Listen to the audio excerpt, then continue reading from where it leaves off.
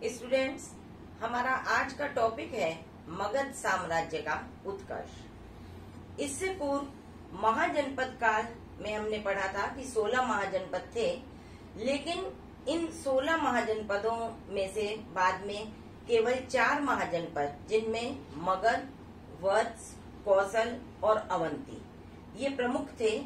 और इनमें भी मगध साम्राज्य जो था, वहाँ के शासक जो थे, उन्होंने अपनी कूटनीतिज्ञता से, अपनी कुशल प्रशासनिक नीति से, अपनी योग्यता से मगध साम्राज्य का विस्तार किया।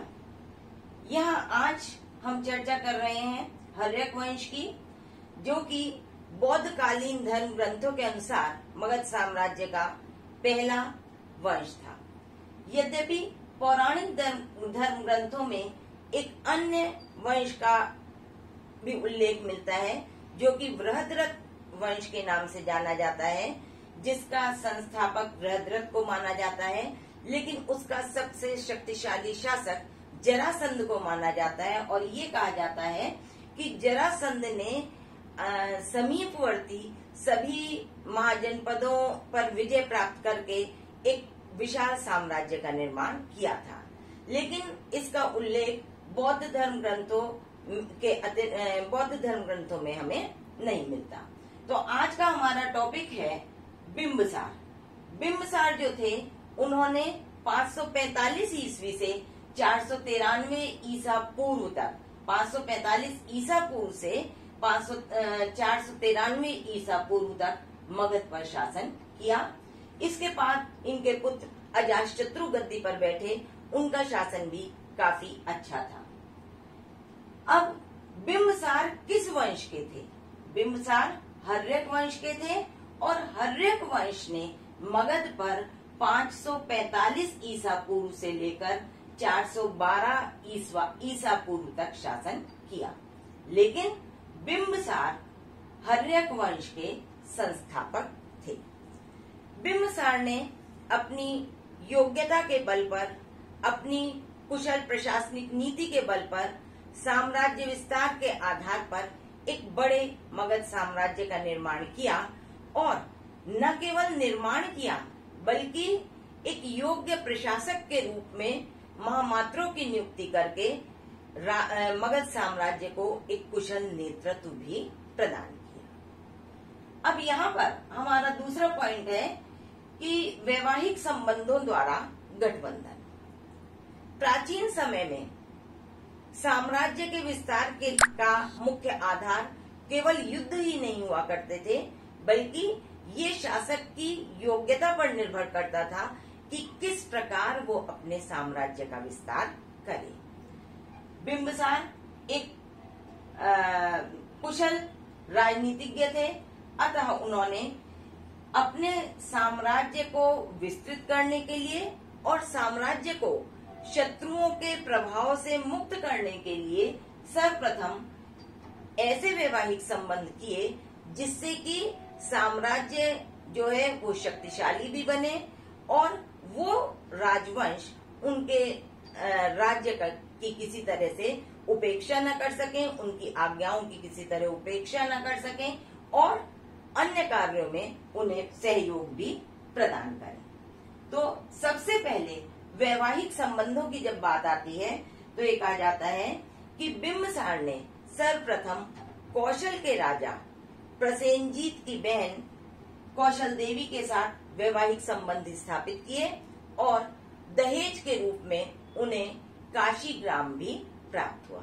इस प्रकार अब मगध के कौशल के साथ मधुर संबंध हो गए। तत्पश्चात उन्होंने उस समय लिच्छवी राजवंश जो था वैशाली का, वो बहुत शक्तिशाली माना जाता था, तो लिच्छवी राजवंश की राजकुमारी चेलेना के साथ भी वैवाहिक संबंध स्थापित किए, और इस प्रकार वैशाली भी उनके मित्रों में सम्मिलित हो गया। तत्पश्चात उनका तीसरा महत्वपूर्ण संबंध मद्र की राजकुमारी क्षेमा के साथ हुआ।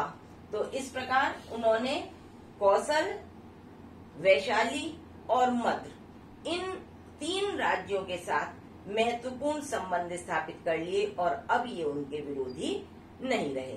तो ये उनकी रणनीति का एक अंग था कि वैवाहिक संबंधों के द्वारा इनके साथ उन्होंने मधुर संबंध स्थापित कर लिए। हालांकि ये कहा जाता है कि बिंबिसार ने इनके अलावा अन्य कई राज्यों की राजकुमारियों के साथ वैवाहिक संबंध स्थापित किए, लेकिन जो महत्वपूर्ण वैवाहिक संबंध थे वो इन्हीं 3 राज्यों के साथ उन्होंने स्थापित किए। तत्पश्चात साम्राज्य को सुदृढ़ करने के हिसाब से उन्होंने राजनयिक और सौहार्दपूर्ण संबंधों पर भी जोर दिया। उन्हें ये पता था कि मगध के कुछ समीपवर्ती राज्य जो हैं वो काफी शक्तिशाली थे, इसलिए उन्होंने अवंती के राजा प्रद्योत के साथ महत्वपूर्ण मैत्री संबंध स्थापित कर लिए। और ये कहा जाता है कि जब राजा प्रद्योत एक बार बीमार पड़े तो उन्होंने बिंबिसार ने अपने राज्य वैद्य जीवक को उनके उपचार हेतु भी भेजा। साथ ही प्रद्योत के साथ उन्होंने ऐसे महत्वपूर्ण मैत्री संबंध स्थापित किए कि जब गांधार नरेश ने उनके राज्य पर आक्रमण करने का प्रयास किया, तब बिंबिसार ने प्रद्योत का साथ दिया। इसके अलावा अब जो चौथा पॉइंट है वो है युद्ध एवं आक्रामक नीति द्वारा साम्राज्य का विस्तार। तो बिंबिसार के जो साम्राज्य विस्तार की अवधारणा थी उसमें केवल वैवाहिक संबंध और मैत्रीपूर्ण सौहार्दपूर्ण संबंध ही नहीं थे, बल्कि उन्होंने ये देखा कि जो राज्य थोड़ा कमजोर है और उनके लिए किसी प्रकार की परेशानी उत्पन्न कर सकता है, तो अंग का राज्य मगध के पूर्व में स्थित था और काफी शक्तिशाली था।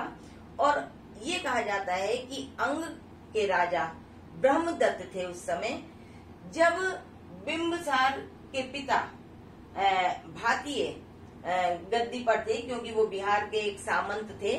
तो उस समय अंग राज्य के साथ उनका युद्ध हुआ था और अंगराज ने उन्हें परास्त किया था। तो इसलिए बिंबिसार ने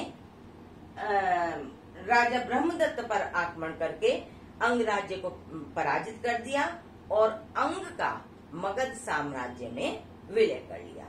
इस प्रकार मगध ने अपने प्रभुत्व से, या कहना चाहिए कि राजा बिंबिसार ने अपनी कुशल रणनीति के माध्यम से अपने साम्राज्य का विभिन्न प्रकार से विस्तार किया।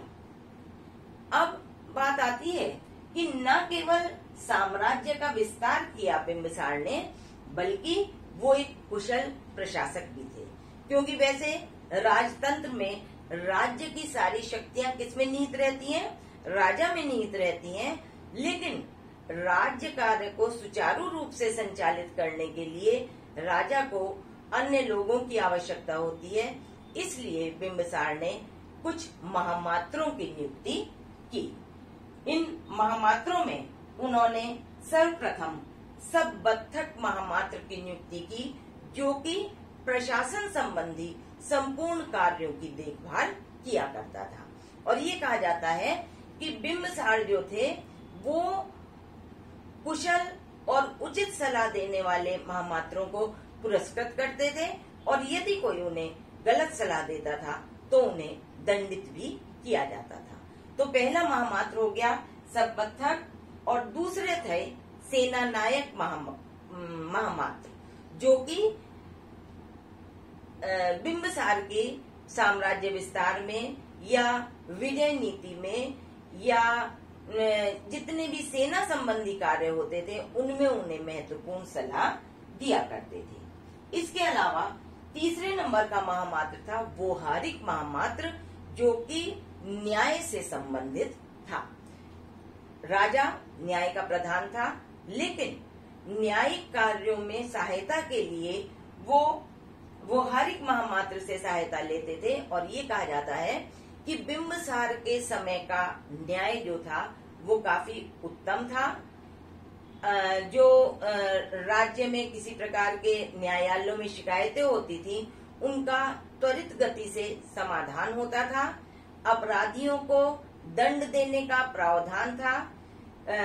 छोटे मोटे कारावास के लिए, वो छोटे मोटे अपराध के लिए कारावास की सजा थी, और यदि अपराधी कोई बड़ा अपराध करता था तो उसके लिए अंग विच्छेद या अंग भंग और भी जटिल अपराध के लिए मृत्यु दंड देने की भी परंपरा उस समय प्रचलित हो गई थी। तो इस प्रकार उसने इनके माध्यम से अपने साम्राज्य को सुचारू रूप से चलाने का संकल्प किया। एक जो अन्य महामात्र था वो था ग्राम भोजक, जो कि प्रांतीय और अन्य निचले स्तर पर साम्राज्य की का कार्य का भार देखा करता था। जो ग्राम थे या प्रांत थे उन्हें स्वायत्तता प्रदान थी, उनके मामले में राजा हस्तक्षेप नहीं करता था, लेकिन ग्राम भोजक जो है उसका महत्वपूर्ण स्थान था। और ये कहा जाता है कि बिंबिसार के समय में 80,000 गांव ऐसे थे जो कि राजा को राजस्व प्रदान किया करते थे। जहाँ तक राजस्व की बात आती है, ये कहा जाता है, कहीं इस बात का उल्लेख है कि उसने उपज का 1/6 भाग राजस्व के रूप में वसूला जाता था, और बौद्ध धर्म ग्रंथों में इस बात का उल्लेख है कि राजस्व जो था वो उपज का 1/10% था। तो इस प्रकार हम अगर इन सब व्यवस्थाओं को देखते हैं, चाहे वो प्रशासनिक कार्य हो, चाहे वो न्याय संबंधी कार्य हो, सेना संबंधी कार्य हो, या स्वायत्त शासन या प्रशासन प्रांतों की और ग्रामों के शासन व्यवस्था की बात हो, तो बिंबिसार ने इस ओर भी पर्याप्त ध्यान देकर अपने साम्राज्य को महत्वपूर्ण आधार प्रदान किया। अब आती है धर्म एवं कला की बात। तो हमने देख लिया कि बिंबिसार की साम्राज्य विस्तार के प्रति किस प्रकार की नीति रही, राज्य को प्रशासनिक रूप से मजबूत करने में उसकी किस प्रकार की नीति रही। अब बात आती है धर्म एवं कला। ये कहा जाता है उसके धर्म के विषय में बौद्ध धर्म ग्रंथ इस बात का दावा करते हैं कि बिंबिसार बौद्ध था, और जैन धर्म ग्रंथों का ये मानना है कि क्योंकि बिंबिसार एक बार अपनी राजकुमारियों और अन्य लोगों के साथ महावीर स्वामी से मिलने गया था, तो वो जैन धर्म का मानने वाला था। लेकिन अगर हम ये देखें कि बिंबिसार बौद्ध था, तो ये कहा जाता है कि महात्मा बुद्ध को जब संबोधि प्राप्त हो गया था, उसके 6 महीने पश्चात उन्होंने बिंबिसार की राजधानी राजगृह में वो आए थे, और तब बिंबिसार महात्मा बुद्ध से मिला था, और तत्पश्चात बिंबिसार ने बौद्ध धर्म ग्रहण कर लिया था। साथ ही एक बार बौद्ध धर्म भिक्षुओं को गंगा नदी पार करनी थी, तो बिंबिसार ने अपने महामात्रों को ये भी आदेश दिया कि इन्हें निशुल्क रूप से नावों के माध्यम से गंगा नदी पार कराई जाए और इनसे किसी प्रकार का शुल्क न लिया जाए। तो इससे ऐसा प्रतीत होता है कि संभवतः वो बौद्ध धर्म का अनुयायी हो गया था। लेकिन बौद्ध धर्म के अनुयायी होने के साथ साथ उसने उसका धर्म के प्रति जो दृष्टिकोण था वो काफी सहिष्णुतापूर्ण था। उसने जैन धर्मावलंबियों का भी वो आदर करता था, और इवन ब्राह्मण धर्म का भी वो काफी सम्मान करता था। ये कहा जाता है कि कुछ ब्राह्मण पुरोहितों को उसने चंपा राज्य की से प्राप्त होने वाली जो आय थी वो संपूर्ण रूप से उन्हें प्रदान कर दी थी। इस प्रकार हम देखते हैं कि वो एक बहुत ही खुले विचार वाला और महत्वाकांक्षी सम्राट था, और धर्म के प्रति उसका दृष्टिकोण जो था वो राज्य के प्रत्येक नागरिक के प्रति सहिष्णुतापूर्ण था, चाहे वो जैन धर्म हो, चाहे वो ब्राह्मण धर्म हो या अन्य कोई धर्मावलंबी, सभी उसके राज्य में सुरक्षित थे। साथ ही साथ उसने कला की ओर भी ध्यान दिया और ये कहा जाता है कि उसने अपनी राजधानी, प्रारंभ में मगध साम्राज्य की राजधानी गिरिव्रज थी, लेकिन बिंबिसार ने उस राजधानी को, ये कहा जाता है कि गिरिव्रज में समय समय पर आग लग जाया करती थी, तो अपनी राजधानी को इन चीजों से सुरक्षित करने के लिए उसने राजगृह को अपनी राजधानी बनाया। और राजगृह को राजधानी बनाने में महावास्तुकार महागोविंद जो थे, उन्होंने महत्वपूर्ण भूमिका निभाई। हालांकि कुछ जैन ग्रंथों में इस बात का उल्लेख है कि राजगृह जो राजधानी थी वो अजातशत्रु के समय में बनी और इनके समय में, बिंबिसार के समय में वहां पर सड़कों आदि का निर्माण हुआ। लेकिन बौद्ध धर्म ग्रंथों के अनुसार बिंबिसार ने अपनी राजधानी राजगृह को बनाया। और ये कहा जाता है कि महागोविंद जो उनके वास्तुकार थे, उन्होंने इसमें 32 महाद्वार और 64 छोटे द्वार भी स्थापित किए थे। तो इस प्रकार एक शासक के रूप में, एक साम्राज्य निर्माता के रूप में, एक हर्यक वंश के संस्थापक के रूप में यदि हम बिंबिसार का अध्ययन करते हैं तो वो पूर्ण रूप से एक कुशल शासक की भूमिका में हमें नजर आते हैं जिन्होंने की। और ये कहा जाता है कि बिंबिसार का गद्दी पर बैठने से पूर्व उन्हें श्रेणिक के नाम से भी जाना जाता था। तो इस प्रकार मगध साम्राज्य के उत्कर्ष में बिंबिसार का महत्वपूर्ण स्थान रहा।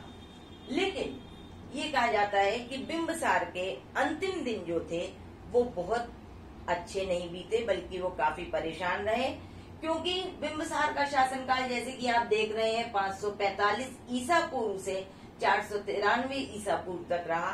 तो एक लंबे शासनकाल की वजह से अजातशत्रु, उसका जो पुत्र था, वो परेशान हो गया था। और बौद्ध धर्म ग्रंथ ये कहते हैं कि लंबे शासन से परेशान होकर अजातशत्रु ने अपने पिता बिंबिसार की हत्या कर दी थी। और वो अजातशत्रु को पितृहंता भी कहते हैं। लेकिन जैन धर्म ग्रंथों का मानना है कि अजातशत्रु पितृहंता नहीं था, बल्कि जब बिंबिसार बीमार रहने लगे और काफी परेशान हो गए तो उन्होंने उनका जीवन धीरे धीरे बीमारी के कारण समाप्त हो गया, इसलिए वो अजातशत्रु को पितृहंता नहीं मानते। लेकिन अगर हम बिंबिसार के शासन की बात करते हैं तो वस्तुतः बिंबिसार मगध साम्राज्य का एक महान शासक था और जिसने एक आधारशिला रखी, जिस पर आगे चलकर अजातशत्रु और शिशुनाग वंश तथा नंद वंश के शासकों ने शासन किया। तत्पश्चात मौर्य साम्राज्य की नींव रखी।